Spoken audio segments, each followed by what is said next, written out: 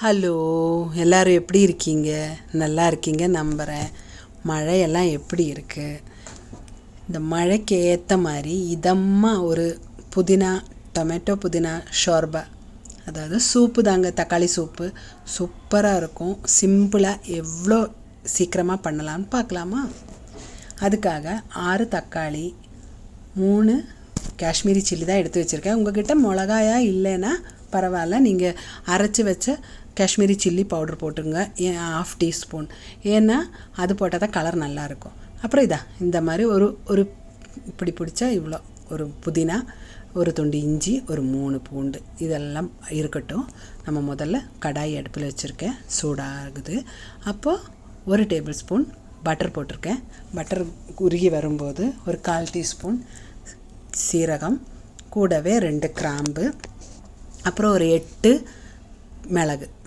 8 தாங்க, அப்போ தான் காரம் கரெக்டாக இருக்கும். அது நல்லா வெடிக்கும்போது இந்த இஞ்சியும் பூண்டும் அதிலே போட்டுருங்க. அது நல்லா வதங்கி வரும்போது இந்த புதினா போட்டுட்டு நல்லா வதக்கி விட்டுருங்க. புதினா ஓரளவுக்கு வதங்கி வந்துடுச்சு. இந்த நேரம் நம்ம இனி சேர்க்க போகிறது தக்காளி தான். தக்காளியெல்லாம் கட் பண்ணி எடுத்து வச்சுருக்கேன். அதையும் இது கூடவே போட்டுடலாம்.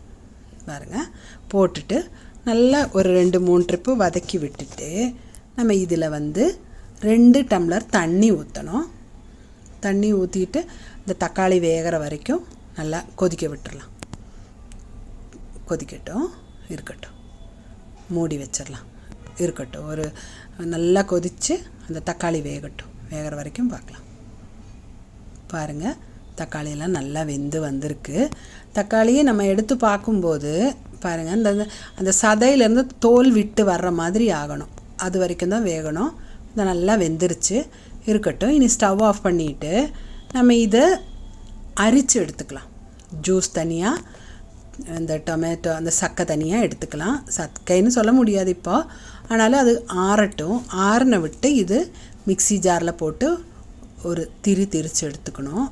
அரைச்சி எடுத்தோம்னா அதில் இருக்கிற ஜூஸ் மொத்தமாக நமக்கு கிடச்சிரும்.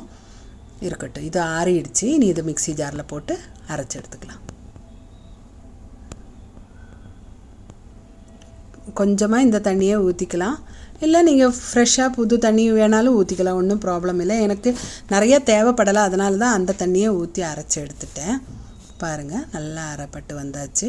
இனி இதை திரும்பவும் அதே ஜல்லடையில் ஊற்றி அரைச்சி அந்த எல்லா அதில் இருக்கிற சத்து முழுசும் வெளியே வர்ற மாதிரி அமுத்தி எடுத்துக்கலாம். கூடவே மிக்ஸி ஜார் கழுவி அதையும் ஊற்றிக்கலாம்.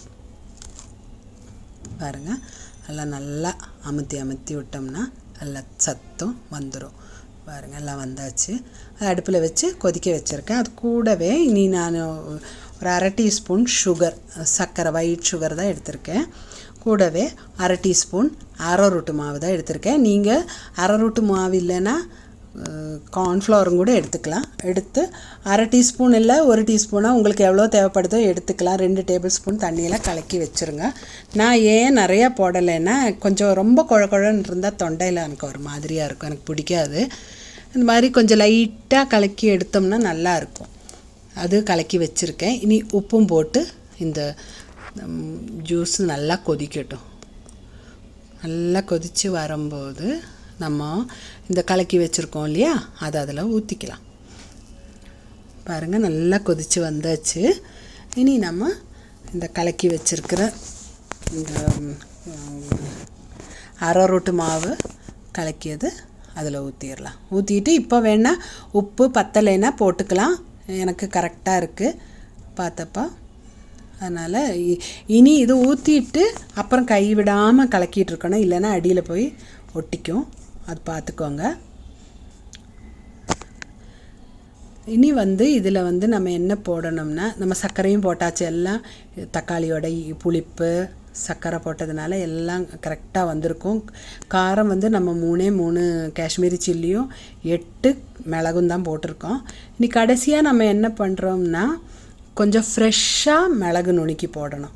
ரொம்ப குறைவாக தான், ஒரு 1/4 டீஸ்பூன் அளவுக்கு தான் வேணும். அது ஃப்ரெஷ்ஷாக நுணுக்கி போடணும். அதனாலேயே பாருங்கள், ஃப்ரெஷ்ஷாக நுணுக்கி போட்டேன். அவ்வளோதான், ரொம்ப நேரமெல்லாம் திரிக்க வேண்டாம். அது ஒரு 1/4 டீஸ்பூன் அளவுக்கு விழுந்த உடனே நிப்பாட்டிடலாம். ஸ்டவ் ஆஃப் பண்ணியாச்சு.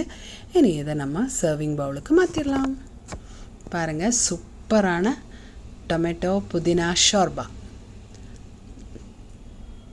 நல்லா இந்த மழைக்கு சுகமாக இருக்கும். நான் இதில் கொஞ்சமாக டெக்கரேஷனுக்கு ஃப்ரெஷ் க்ரீம் போட்டிருக்கேன். இது ரொம்ப முக்கியமே இல்லை. கண்டிப்பாக நம்ம வெயிட் லாஸ் எல்லாம் பண்ணுறவங்களுக்கு தேவையே இல்லைங்க. நான் இவனுக்கு கொடுக்கறதுனால தான் அந்த க்ரீம் போட்டேன். அப்போ தான் அவன் கொஞ்சம் காரமாக இருக்குதா அப்படின்னு பார்க்காம பண்ணுவான்ல. பிடிச்சிருக்காடா?